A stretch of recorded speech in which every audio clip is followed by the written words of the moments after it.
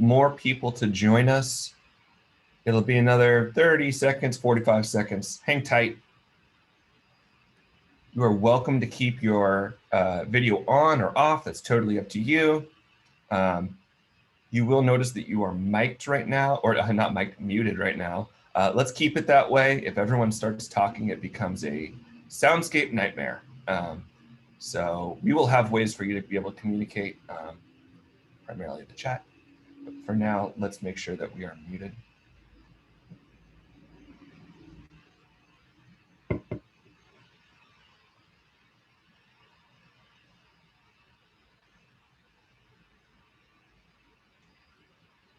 All right.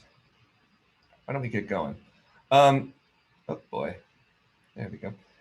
Hello, everybody. My name is Tim Howe. I'm an assistant dean of admission at Reed College. I use he, him pronouns. And I want to welcome you to our college application workshop week. Today, we will be talking about the idea of acing the interview. Hopefully, this is going to be a session that is helpful, not just for when you are applying to Reed, which we hope you do, but also just as a framework for what a lot of different interviews will look like when you are going into the college interview. The spoiler alert here is that there really isn't a way to ace an interview, because I want you to walk away feeling like this is a conversation that you are having with someone. We're not grading you. This is just a chance for people to get information on both sides. But I'm saying too much right off the bat. Why don't we get going? What I want to let you know is if you have questions, the best way to ask those questions is through the chat. You can just shoot them to everyone. Let's make sure that we keep on the subject of interviews and college applications. But we'll be able to answer those throughout. The best time to ask those questions will be at the end. We'll have an extensive Q&A at the end. This is actually a pretty short session itself, because what I find is the most value comes from the specific questions that people have about interviews and college applications and stuff like that. So you're welcome to ask questions throughout, but most of that answering will happen right at the end, okay? So let me share my screen.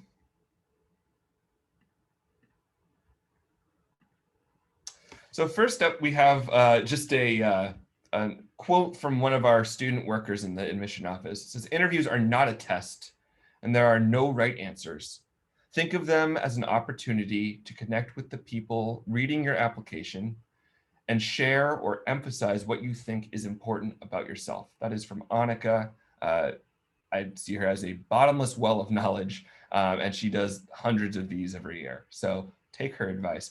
If you're wondering what that weird lump is on the couch, that is what we call the Doyle owl.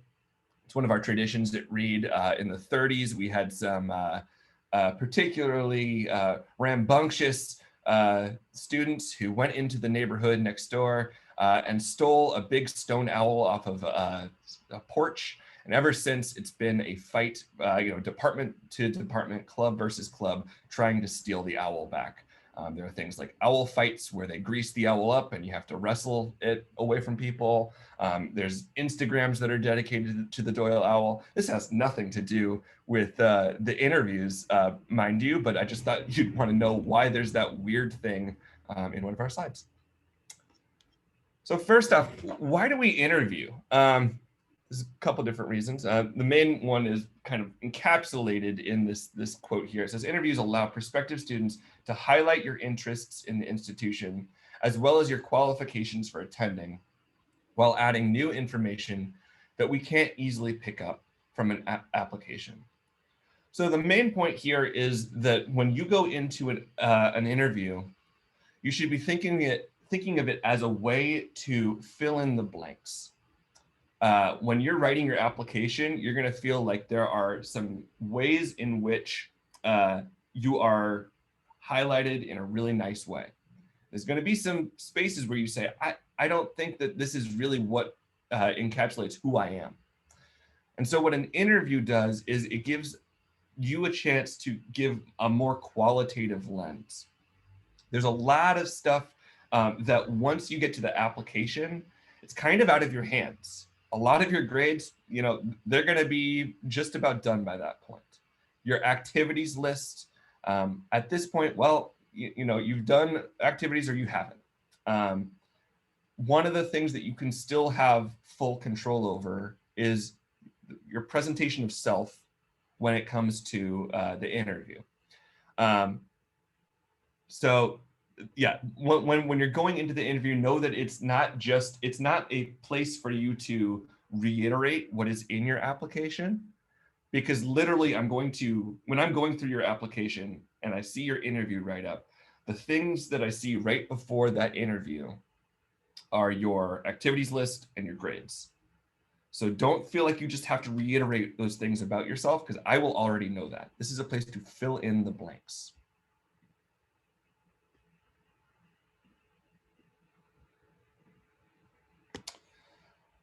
So when it comes to the different kinds of information that we're looking for personality, personal mission, and additional information. This kind of speaks to what I was saying before, but going down that list, personality is the part that typically doesn't really fit well in the idea of an application. It's, for lack of a better term, it's kind of a vibe check. We're gonna be just seeing what it feels like to be on campus with you. Personal mission, this is kind of your thesis statement. When you are trying to decide like what is the theme of your application, this is a great place to say it pretty bluntly.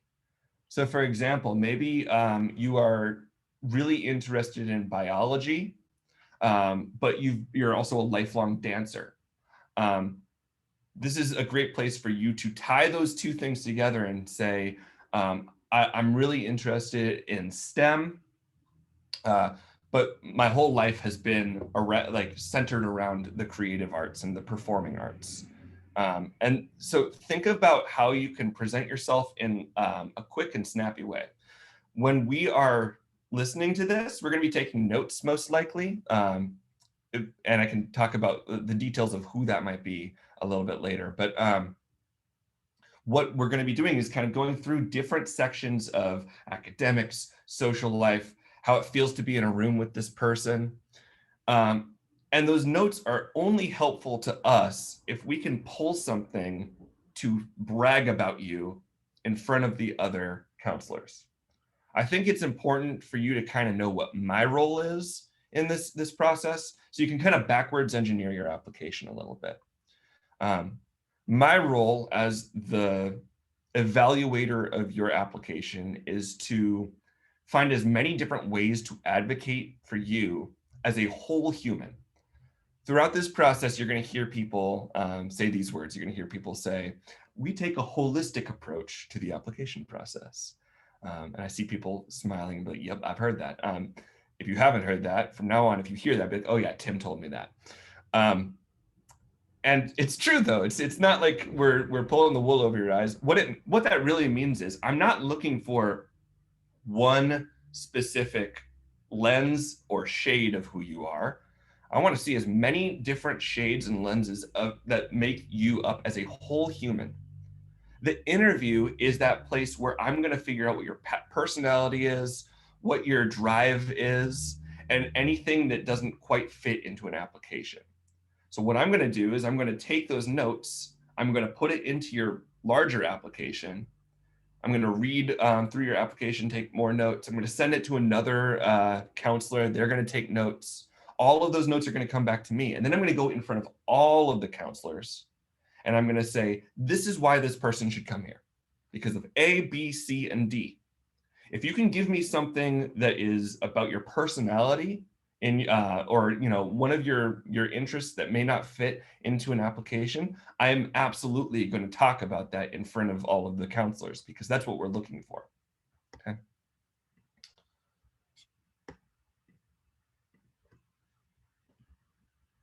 Oh, let me just get back in there. So I have another quote here, another one from Annika. Um, Annika says, I don't need to know anything that's on your resume unless we get to know you better through it. Your reader is already going to know you captained the basketball team. Your interview wants to know why you put that work in and what excites you about it. And that's true. If you just give me a list of the things that you've done in your life, it's going to just feel like repetition. And basically what you will walk away with from the interview is a great additional demonstrated interest. At Reed and a lot of different other schools, one of the things that we are evaluating is demonstrated interest. When you are researching different schools, you should be researching whether your evaluator and your school is going to weigh in on demonstrated interest. Here we do. And if you come to an interview and just reiterate what you have already written in your application, then the value that you have put into that interview is you've shown that you are interested. That's not a bad thing. We love for folks to sign up for interviews because we love to see that they're interested. But if you want to get the most out of your interview, make sure that you are thinking about giving me more about the way your activities make you feel, more about what your favorite class is and why. Who was your favorite teacher? How did they change your life? Okay. So we have here at Reed and at lots of different schools, there are essentially three different settings for interviews. There's on campus, there's travel season, and there's virtual interviews. And as you can imagine, this year, we are leaning heavily into the latter. But I want to go through all three of these just in case there are schools that are opening up in a safe way that make you feel safe and comfortable. If there's ways for you to interview with folks in person, I want to kind of talk about what that might look like, okay? So the first one is in person. Let me just find my notes on this.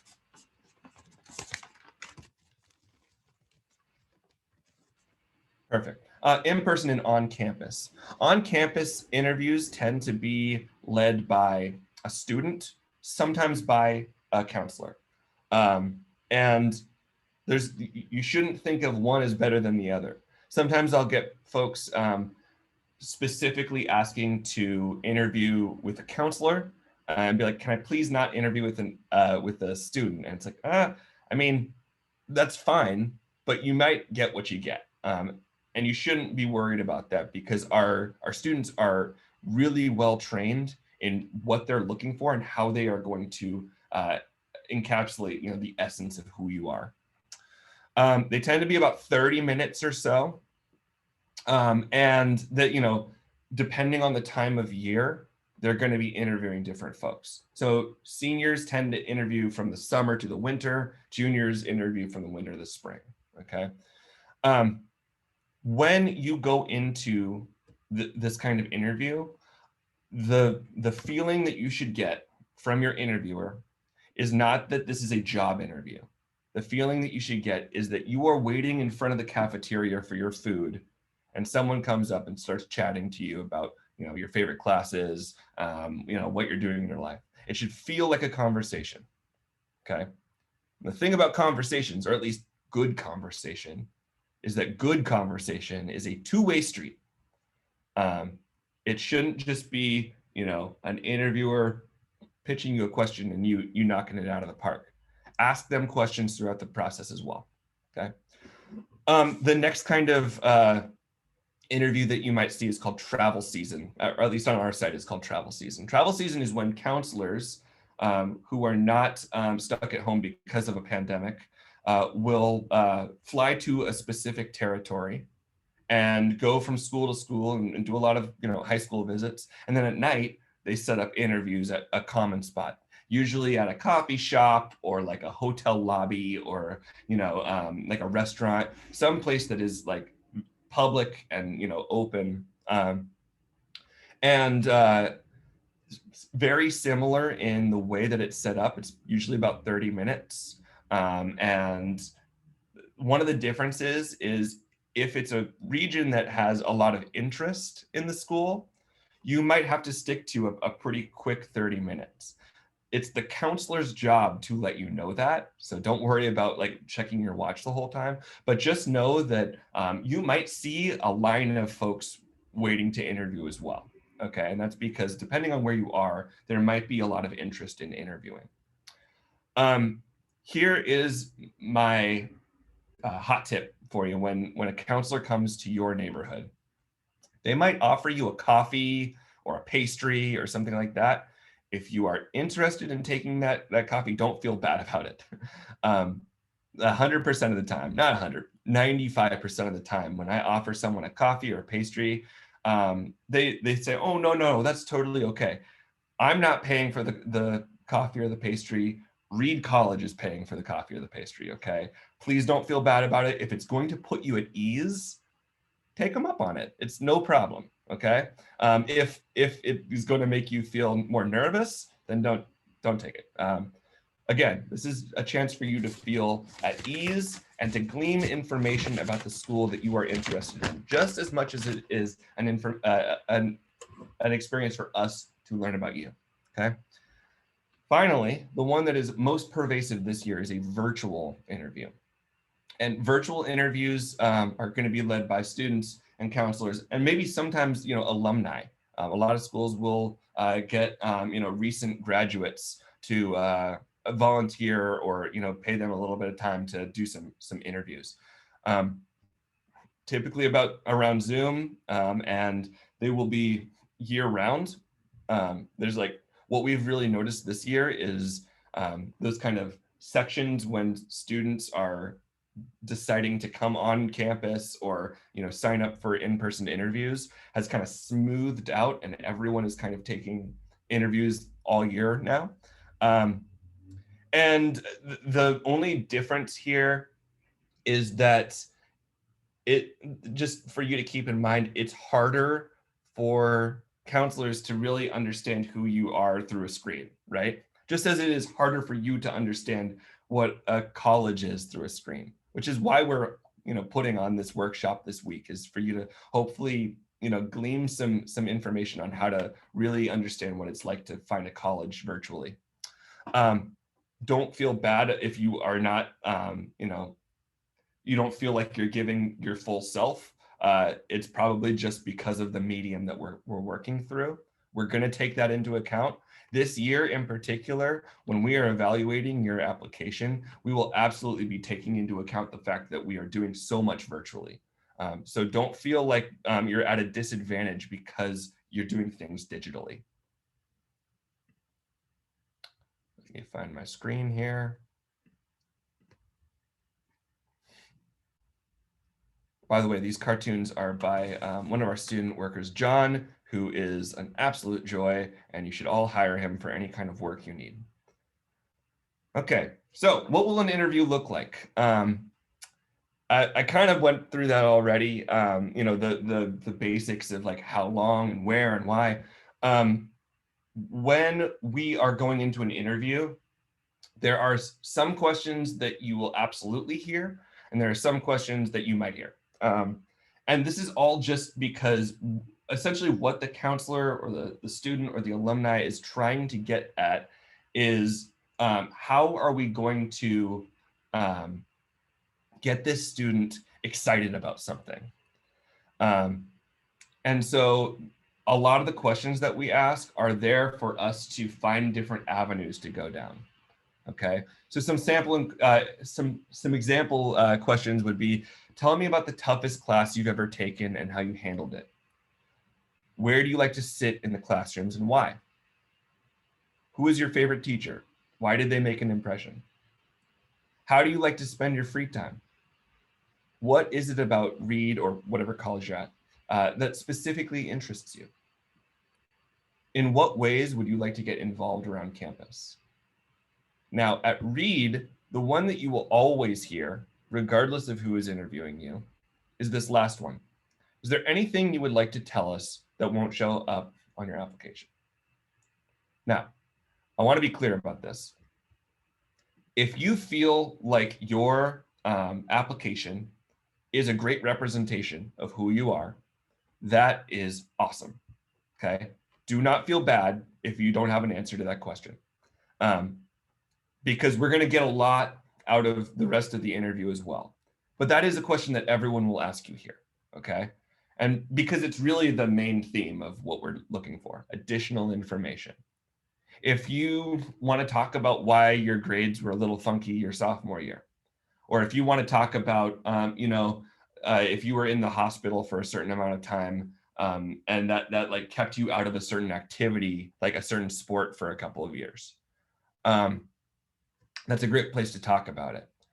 If you simply want to just say, one of my favorite things that students do is when they say a little bit about like why they love the school or why they love learning in a certain way.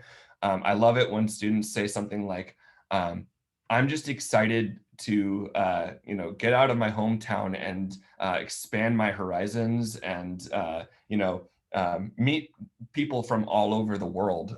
That's going to tell me, like, that's going to be something that I can pull and brag about. I'm going to say this person is so passionate about the idea of being around a diverse learning community. So the more you can give me that I can like brag about you, the better. Okay. Another tip that I want to give you. This should not feel like you have to be this big, exciting, boisterous personality if that's not who you are. Some of my favorite interviews are the ones where I figure out who the student is slowly and quietly through the process of them just being themselves. I'm thinking specifically of a few that I had last year where at first I was asking questions and it felt like it was taking forever to get an answer. And by about the third or fourth question, I was like, oh, it's not that this person doesn't know how to answer. It is that this is an incredibly thoughtful person who takes their time in putting together an incredibly succinct answer. They've cut the fat out of the question fully. And I suspect that is how they're going to be in the classroom with their friends when they're joining different clubs. And so that is, the nugget that I walked away with from that interview. Don't feel like you have to be, this big birthday celebration. You are a whole human, and I want to see what that looks like in your definition. Okay.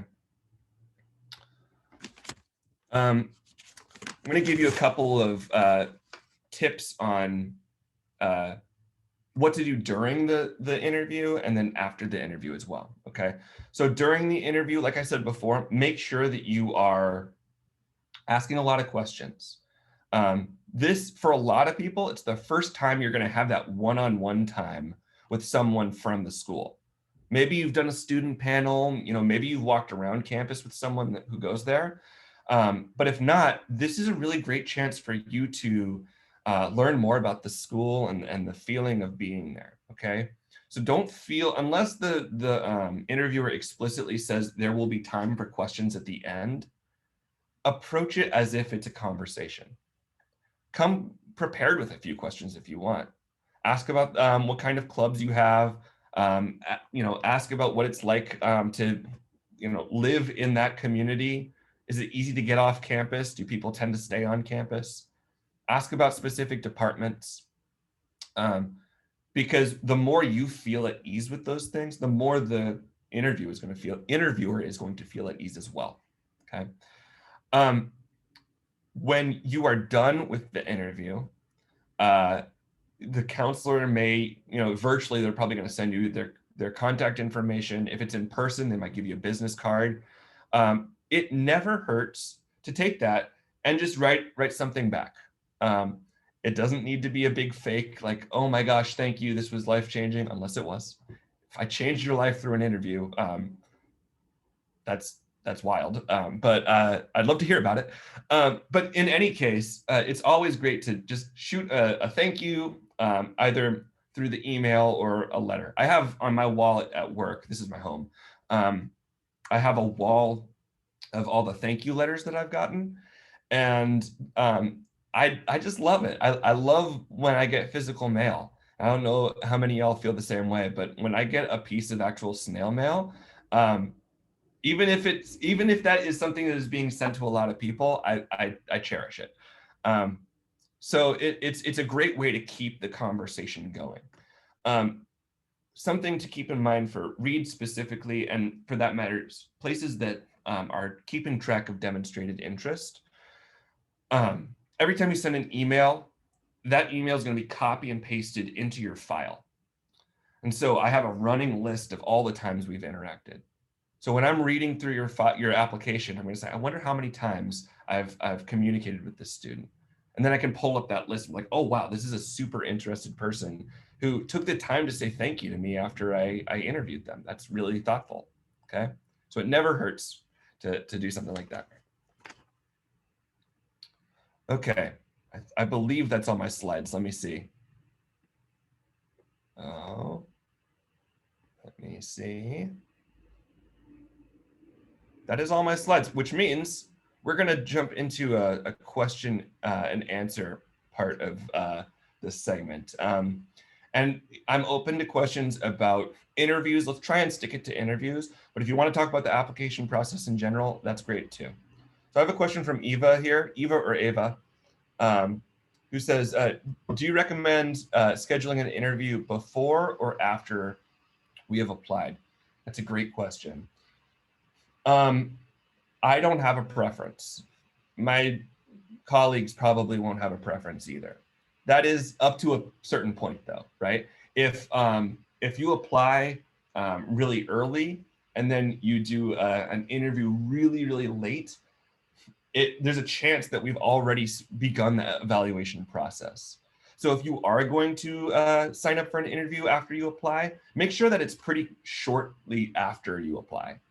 So we can like keep all of that condensed, and we can, if we start evaluating your application, the time in which we are interviewing you is kept close, so we can keep you front of mind. I have another question here. It says, are y'all doing travel season at all this year? If so, when? As of this fall and winter, we are not traveling. We are doing everything virtually at Reed. That could change school to school. I don't know what the spring will look like yet, which means that we typically don't have a lot of interviews in the spring anyway, but that's kind of up in the air right now. We are doing tons of virtual interviews, and at the end, I will show you where to go to sign up for a virtual interview.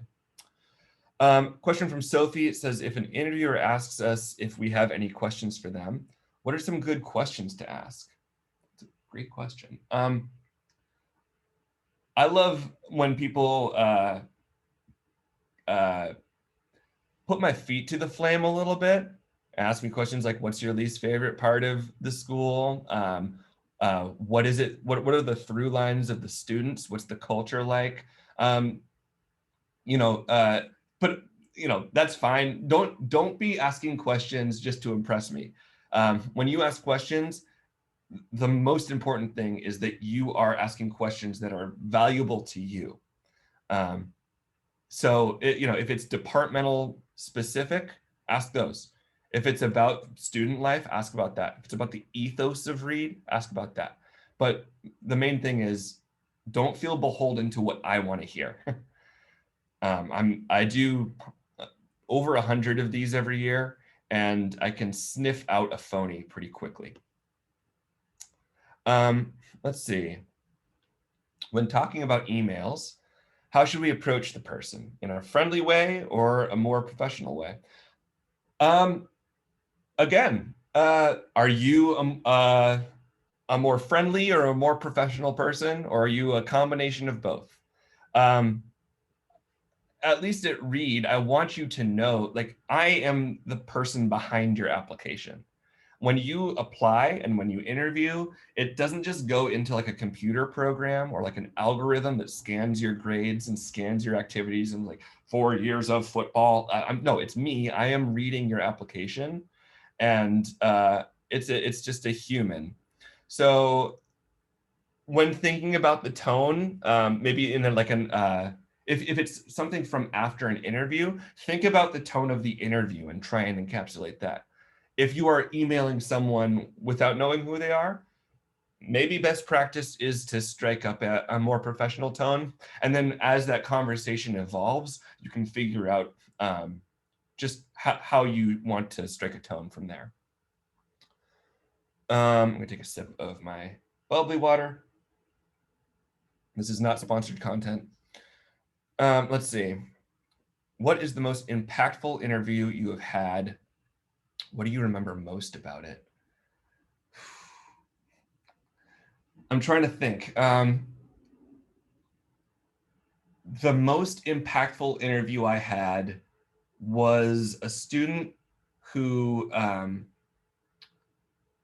got me to stop talking about or stop asking the questions on my list entirely for the entire 30 minutes. We spent the entire time talking about like fun facts that we have like acquired over the years, and the philosophical structuralism of what makes a sandwich, and it was so engaging on such a silly level, that I feel like I didn't learn anything about like who they were as a student, but I learned everything about who they were as a community member and how they interact with people. And ultimately, that's what we're looking for. The main question that is in the back of our heads is, how is this person going to influence our community? And how are they going to interact with people in the class, outside of the class, once they step off campus? What is the additional value they are bringing as a community member? And so I learned a lot about that person simply by that person finding something they were really excited about, and also reading the situation, because I think there's a difference between bogarting the mic and just like taking the reins and saying, this is what I want to talk about for 30 minutes. There's a difference between that and reading the room and seeing that I was also interested in talking about these subjects and going with that. So don't feel like you need to come in with like a soliloquy that you're going to like present to me and not let me answer my questions. Read the room, understand what it's like to be with the other person. When talking about, no wait, we just did that one. Let's see. How do you answer a question that you weren't prepared for? Oh, that's a great question. If you are not prepared for a question and you need like a minute to think about it, that's 100% fine. Do not feel like you have to just like have all these things ready to go. Like if just say, can I have a minute to think about that? And any interviewer worth their salt will say yes, absolutely. Because like the flip side of that is we know when students have over prepared answers. Sometimes I'll ask a question and they will answer it before I've finished the sentence, and it's like, whoa, like this is it's a very intense energy.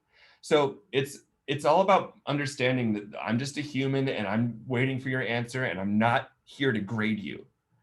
This session is called Acing the Interview. I don't believe that you can actually ace an interview, because acing an interview implies that you are graded. Acing an interview implies that you can flunk an interview.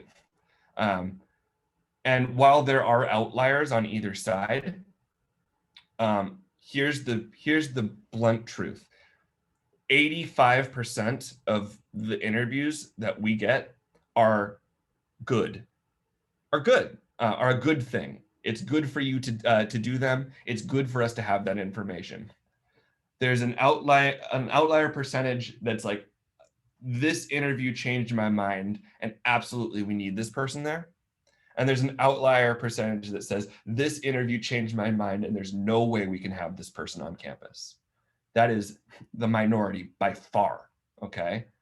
Come in with a deep breath, knowing that we're excited to meet you, and that you don't need to over prepare for this, because we just want to talk. Nowadays, I'm stuck in a room all day. I'm looking for people to talk to. So I'm just excited to talk to people outside of, my office, basically. Let's see. I think you mentioned that you take a look at things like our activities before the interview.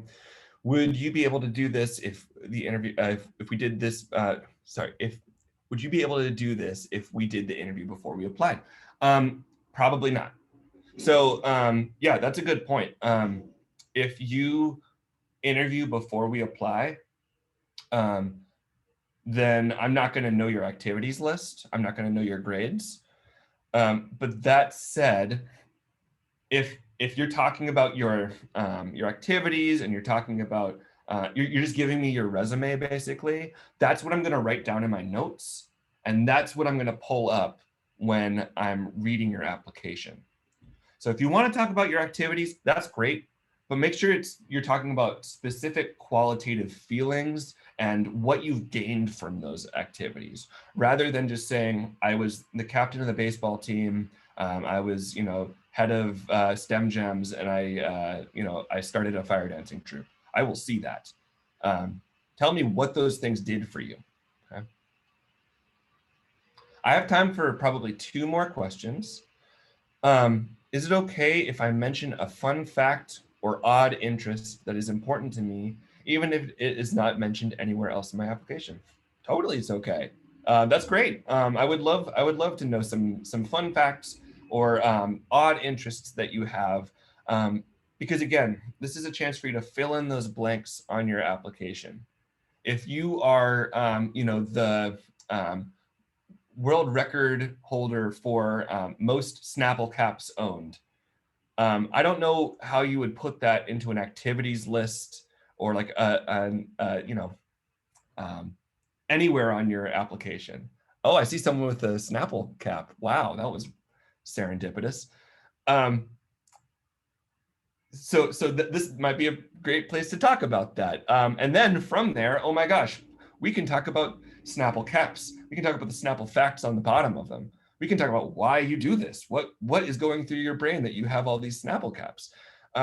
So if it's something that it doesn't fit well on the application, this is a great place to bring it up. And then finally, is there a chance that you would not have read our application before the interview? Oh, yeah, so I answered that already, but yeah, there's a chance that we will not read your application before the interview. So if that's the case, make sure that you are thinking about what you're putting in the application and how you want to construct your interview around that information in a way that is not repetitive. Cool. Well, I'm going to share my screen one more time here.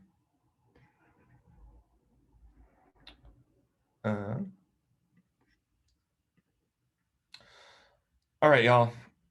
I want to thank you all for being here. Those were fantastic questions. I know that you might still have some more questions about this kind of stuff, and you can always reach out to admission@reed.edu. I'll throw that on the screen in a second. This is, as you may know, part of College Application Workshop Week. And so we have lots of other sessions that you are able to attend this week, including one today on approaching college financing as a family. We will offer guidance on discussing college financing and understanding financial aid as a family. And then we have tomorrow, Friday, we have is early decision right for me? This is a really important question because you only get one early decision. It's kind of like a strategic chess piece that you have to place. So highly recommend going to that. We will debunk early decision myths and answer your questions so you can leave this session feeling prepared to decide on your application round. Okay. With that, if you have more questions, please go to admission@reed.edu. I want to thank you all for joining us. Please stay safe. Please wash your hands. Please sign up for those interviews. By the way, let me put that in the chat real quick. Stop sharing. And I'm going to go admission. No. reed.edu/visit. I sent that to one person. I apologize. reed.edu/visit. There we go. Go to reed.edu/visit. You can sign up for interviews there. You can sign up for student panels, faculty panels, one-on-ones with counselors and students. So make sure you go there and check out what we've got. Please stay safe. Please wash your hands and then look at them and just wash them again, just in case. And we're really looking forward to reading your applications as soon as possible. So thanks so much. Thank you. Thank you. Goodbye.